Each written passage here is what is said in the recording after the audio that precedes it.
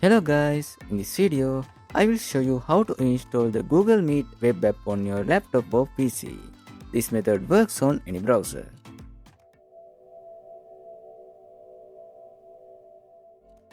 First, open your browser and go to the Google Meet website.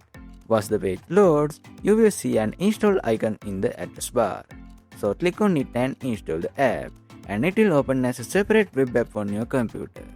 If you don't see the install button, click on the three dots in your browser, go to Cast, Save and Share, and you will find the install option there. After installing, you can close your browser and start using Google Meet directly from the app.